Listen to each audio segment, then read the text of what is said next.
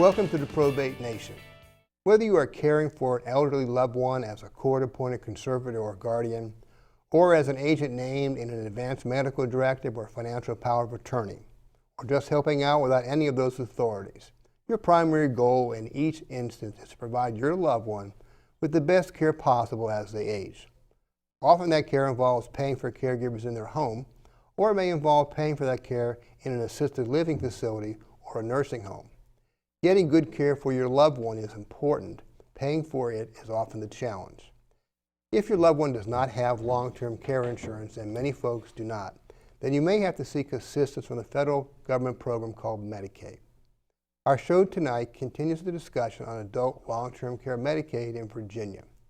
In this show, we will look at common misunderstandings, asset transfer restrictions, planning strategies used to qualify for this Medicaid coverage in Virginia, and the application process itself.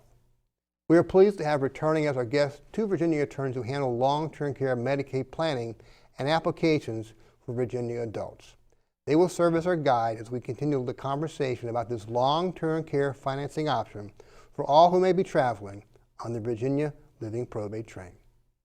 Our first guest has been practicing law for 30 years, first with Legal Services of Northern Virginia, and for the last 13 years in private law practice in Arlington. He focuses his practice on elder law, special needs law, and estate planning. He taught an elder law course at American University Law School for 10 years and has served on the board of the National Academy of Elder Law Attorneys, commonly referred to as NALA, and is the past president of its Virginia chapter, VALA. He presently co-chairs the elder law section of the Arlington County Bar Association. Our second guest is a partner in the Falls Church law firm of Needham, Mitnick, and Pollock, where she focuses her practice on elder law, Medicaid, VA benefit planning, and estate planning. She's a member of the Virginia State Bar and the District of Columbia Bar Association's Trust and Estate sections. She's also a member of both NALA and its Virginia chapter, VALA. She is AV rated by Martindale Hubbell, and she currently serves on the board of directors of the ARC of Northern Virginia. Please welcome attorneys Ed Zetlin and Susan Pollock. Welcome back, folks. Thank you. Thanks. We learned a lot last time in part one of the show, but there's a lot to cover in this show. Ed, let's talk about these misunderstandings we sort of touched on there in the last program. What are some of the common misunderstandings about Medicaid? Probably the first misunderstanding is what it covers and what it pays for. So lots of long-term care now is provided in assisted living facilities. Okay. So these assisted living facilities are not covered by Medicaid. So even though that's where a lot of long-term care is done, Medicaid is not going to cover that. Medicaid is simply going to cover medical facilities, which are nursing facilities, or you can get care in your home. Okay. Other misunderstandings that people have is they believe that all of their assets have to be depleted, that if there's a couple, they're going to lose their home, they're going to lose all of their assets. And although assets are looked at, there are specific rules in which we use to help preserve the community spouse life and make sure that they are fine. So those are some of the two biggest issues. And do people have some misunderstandings? They think if they're denied coverage, that it's all over? Well, no. If you're denied coverage, you can appeal that. So there is an appeal process. Okay. And correct things, and so that's available to appeal. Okay, that's good to know too.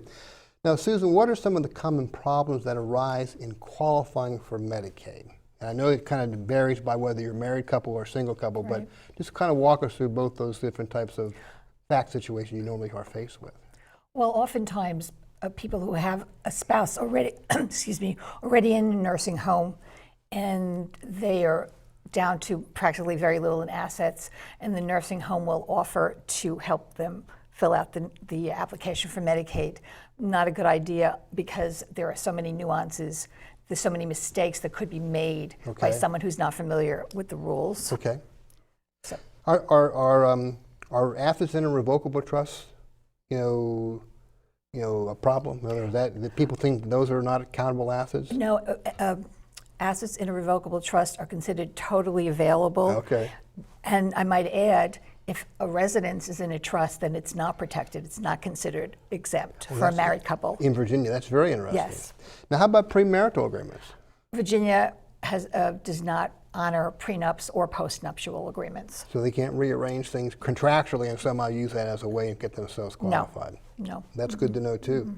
Well, Ed, I mean, one of the big issues we talk about that comes in is this 60-month transfer look back. Okay, so what do we mean by the 60-month transfer look back and how those transfers during that period can cause disqualification?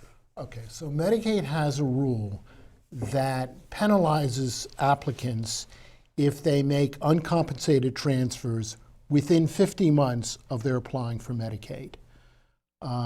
Basically, based upon a penalty formula, and that has to do with how large the transfer was, it denies Medicaid.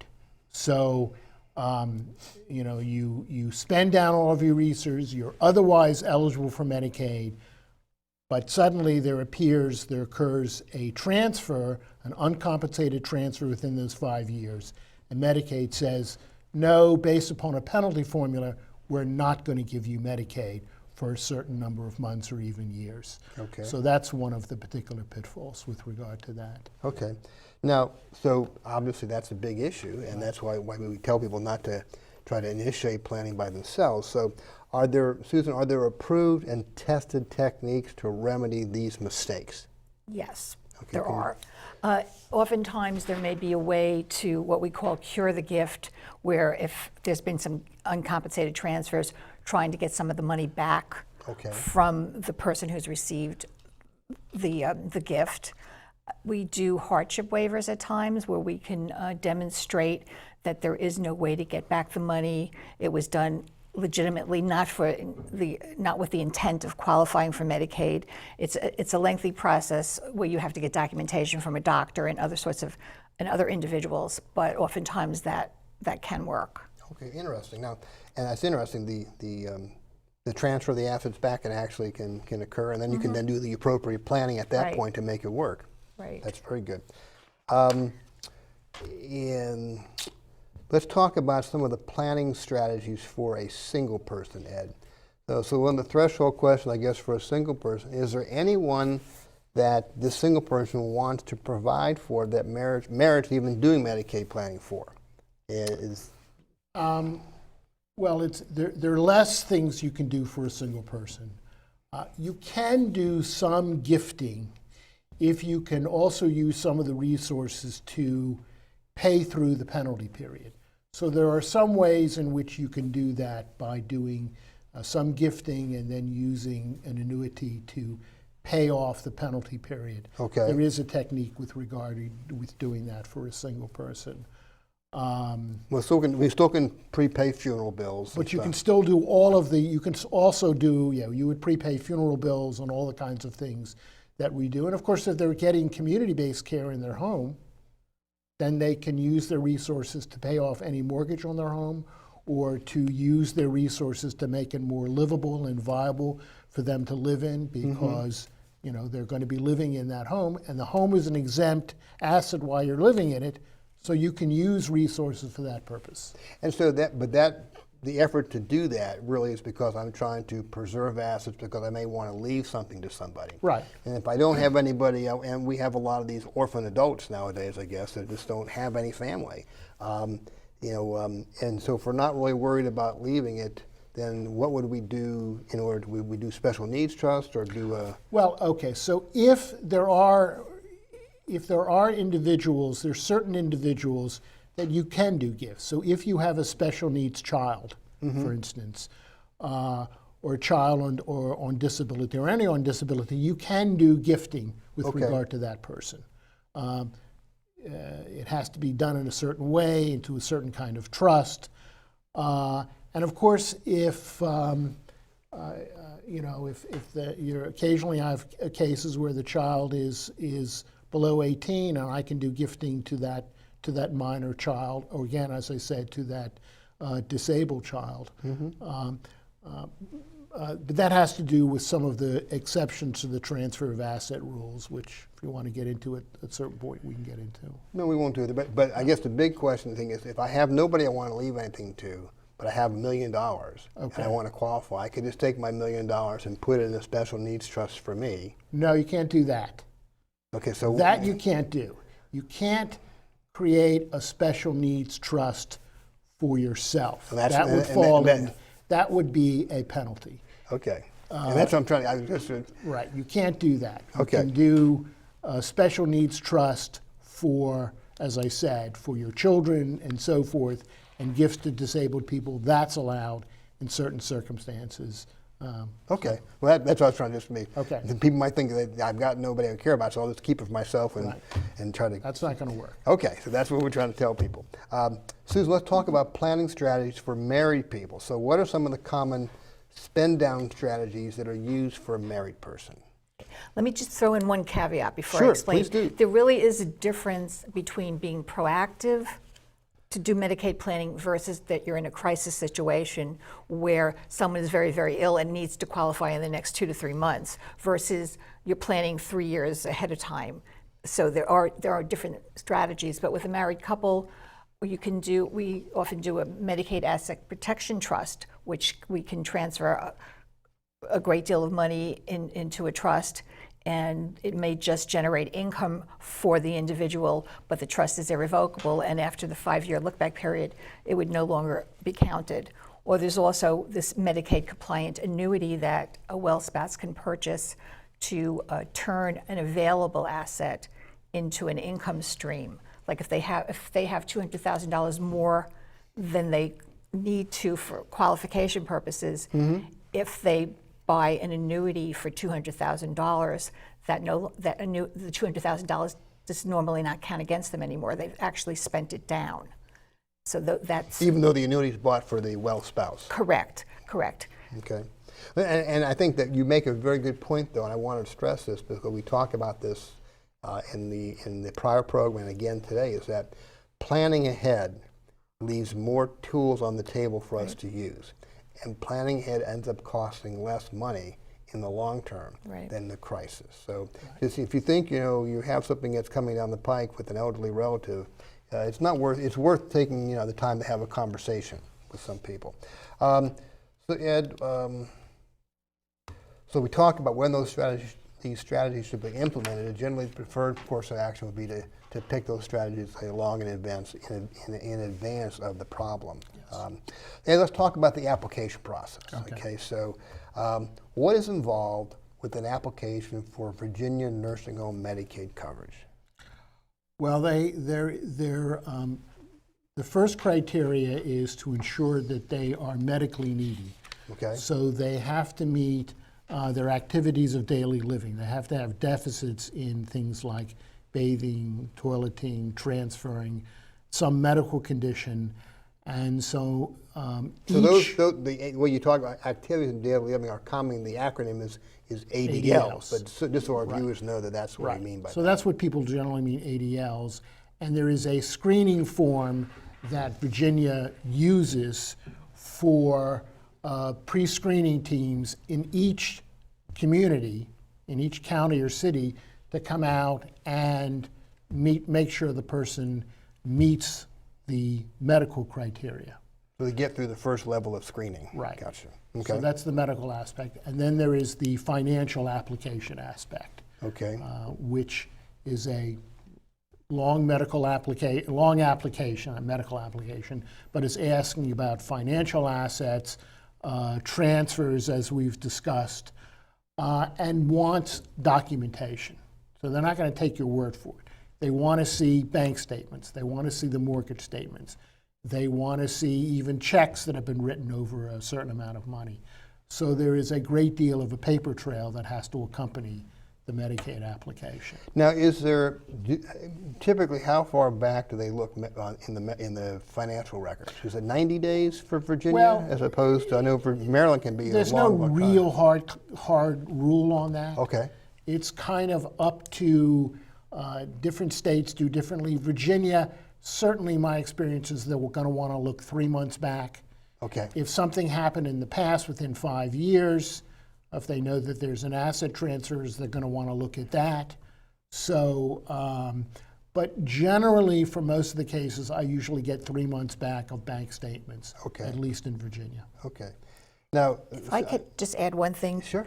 In terms of the asset qualification, to be financially needy, the ill spouse can have no more than the $2,000 in resources, and the well spouse can have no more than the cap that's set on resources for any particular year. So that's kind of, you don't submit the application until you're down to those financial and that's figures. that's the planning process. Yeah, you don't want to, if you submit your application and their resources exceed those levels, it will be immediately denied. Sure. And we're going to come back to that in a second because I think that's really some of the common red flags in a Medicaid application is going to be what you talked about. We have too much in the way of assets. Right. Or we have too much in the way of income. But what are the other common red flags in an application, Susan? It's transfers. Transfers. Yeah, transfers, yes. Interestingly enough, a lot of people don't realize this, but if someone has sold their house, let's say 2 years ago during the 5-year look-back period, if they've sold the house for less than the fair market value at the time of the sale, Medicaid considers that a gift, and you have to justify why the house was sold at a lower amount. Interesting. Well, they certainly have to. There could be a whole bunch of reasons, but I understand. But there's an actual process you would have to go through to prove it. If we sold it to our child for a big discount, so that's what I guess would be the red flag. I think related party transactions would be what would flag for me. Before I go too far, though, Ed, does Virginia have the ability to do an online application? There is an online application process, and that's fine for people who need regular Medicaid. That is to say, they need the medical, the prescription coverage. The insurance coverage. Insurance coverage. That's fine. With respect to long-term care, it doesn't really work out very well. It doesn't, because eventually these applications have to go to the local eligibility office. They're going to want to have a lot of documentation. I've had cases where they've done an online application and it somehow never gets to the eligibility person or the right person. It just delays the process. And then I end up doing one anyway. So for long-term care issues, I don't recommend using the online application. Because my understanding, too, is that the online application doesn't really allow you to really upload all of that paper that's got to go with it. So then that paper's got to find its way and marry it and connect with the other. Right. Your file can be that thick going with the application. Of course, easily. Of course. I'm going to imagine it's just so most people do not and should not try to do online applications. Okay.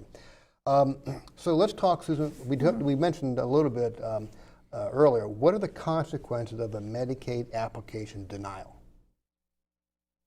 What do you do with that?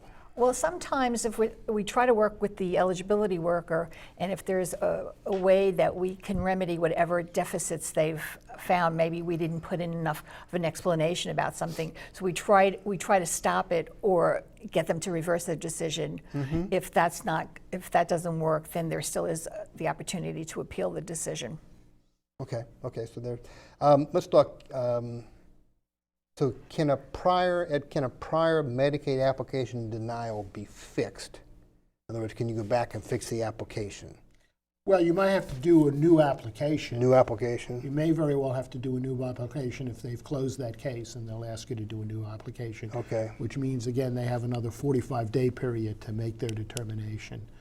But so if somebody gets denied and they haven't been using an attorney, certainly that ought to be a little light bulb should go off saying it might be a good idea to get a lawyer who might be able to then figure out how we could put the genie back in the bottle in this particular case. It's not yes, you can always reapply. You can always reapply. You can't unmake your facts sometimes, but you can rearrange your facts. You can reapply, yes. Sure. So Susan, nursing homes. We talked a little bit about this. Would you allow a nursing home to make a Medicaid application for adult long-term care Medicaid? It's not a good idea. The nursing home employees are trying to be very helpful. Of course. But again, they don't understand the nuances of the whole application process. They're just trying to help it so that the people can get on Medicaid, Sure. which will be of a benefit to the nursing home. But there may be strategies where we can protect some more money, whereas the nursing home employee is not going to be focused on how do we protect some of the money. Sure, that makes sense. Now, if somebody has no assets, it's probably not that bad of a Right. thing. Again, the only thing I worry about a lot would be, even if they have no assets, how did they get to that point? Was there gifting? Well, that's true, and we say that no assets without really understanding how we got to Right. that point. Yeah, that's a point well taken. So if you stand there and say, well, my mom has no assets, okay, Right. but what did she have? What did she have 5 years ago? Right, exactly. So, and how did she get from that point to Right. this point? So I think that's a good point to keep in mind. Okay, let's talk about some closing comments. At this point, we've gone through now 2 shows, and the second show got into a little more meat, and I appreciate you guys really sharing some of your visions and suggestions about how to solve some problems. Can you share with us some final thoughts, words of advice on Virginia long-term care Medicaid? You know, things that people should know, or points you really want to draw out from the conversation we've had over the course of the last 2 shows. Susan, Ed? Oh, okay. I know we talked a little bit about gifting before. However, there are many other things where people don't realize that they've done gifting. You ask them, has there been any gifting in the last 5 years? And they immediately go, no. But for example, if someone puts their adult child's name on a bank account or a brokerage account as a joint owner, that's considered a gift of the value of half of that account. Things like that, they would never ever realize that was a gift. Or I think I might have told you before we started how I had a client that every month she had a payment of $157. We asked her what was that for. She said, my granddaughter's car payment. And we said, that's a gift, because we had asked her, have you made any gifts? She said, no. And frankly, that's probably one of the primary reasons why you say, bring me in 5 years of your bank statements. Even though it may not have to submit all 5 years, I wanted to see what's going on. Because what happens is when you hand in the bank statements to Medicaid, they will ask for verification for any withdrawal that's more than $250 that they see on the bank statement. Okay. So you have to show one way or the other was for a legitimate cost or not. Sure. Okay. Ed, how about yourself? Some final thoughts or ideas you want to share for our Gifting viewers? is an issue, but we've talked about where gifting gets you in trouble, but there can be some gifting that's exempt. We really didn't cover that, so let me just talk about that a little bit. There ought to be gifting between spouses. There has to be, because you need to meet the resource allowance. So gifting between a spouse is proper. There's also exceptions to the gifting of the house. So there's a caretaker rule, a child caretaker rule that can be done. There's gifting that can be made to a sibling that lives in the house and has an interest in the house. There's gifting that can be made to a disabled child that can be done. So if that child is a special needs child, there can be gifting. There can be gifting to minor children that are allowed. These are things that we want to pull out in the interview process to see whether or not we can actually do some gifts to preserve resources for the whole family. So that's one of the things that people need to know and why they need to get counsel with regard to that. Very good idea, because there's 5 different ideas right there alone. Yeah. You know, and again, we don't know what fits for their situation, so we have to draw that out. Yes, ma'am. I was going to add with Ed's point about a child being a caregiver. Usually, it is that the 2 years immediately before someone is going to go into the nursing home, that an adult child has lived with the parent and has provided such help that, but for that help, the person would have had to have gone into a nursing home 2 years earlier. Sure. So if you can prove that with a bunch of documentation, not that difficult, then it would be totally okay for the parent, generally a single person, to transfer the house to their child, and it doesn't count as a gift. And I've been very intrigued as we've talked to lawyers across Metro DC about Medicaid planning, about how those rules to deal with that house and how gifting can occur. And a bunch of those instances that you just described and Ed also that illustrated are very, very helpful, just depending on the circumstances. But again, I think that interview early in the process, long before someone needs it, is what can set up those opportunities. And maybe those facts don't exist at that particular time of the interview, but those facts might then be able to be constructed so that they could be in place 2, 3, 4 years from now. And that's really the key, where you can really save some money for folks. Yes. Guys, I want to thank you again for coming in, sharing this great information, and for educating me even further. I appreciate it every time I get together with you guys. So thanks again. Everybody in the Probate Nation appreciates your help. Thank you. Thank you. You're very welcome.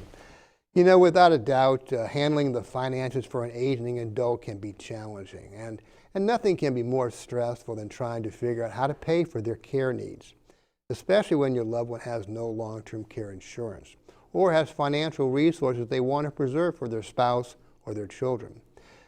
Virginia Adult Long-Term Care Medicaid is a resource that may solve this need. As we learned during the course of Part 1 and Part 2 programs, there are income and asset qualification rules, transfer restrictions to navigate, and common pitfalls to avoid. But there are also planning strategies for both single and married people seeking adult long-term care Medicaid, and our guests touched on a few of those strategies. However, I repeat these words of caution. I can't say it enough. Whether you are trying to qualify your elderly loved one for Medicaid coverage before a crisis presents itself, or are trying to qualify for Medicaid during a crisis, be forewarned that Medicaid planning is not something that lends itself to do-it-yourself efforts. You are strongly encouraged to get advice from a qualified Medicaid attorney early, if possible, in your efforts to qualify your loved one for adult Virginia long-term care Medicaid. Early planning, as opposed to crisis planning, typically affords more planning options, especially where you are seeking to preserve assets for your community spouse or other loved ones. This brings us to the conclusion of our shows on Virginia Adult Long-Term Care Medicaid. We hope you found them helpful. Replays of this show and all the shows broadcast to date, along with other helpful information, can be viewed on the Probate Nation website. On behalf of the Probate Nation, thank you for visiting with us.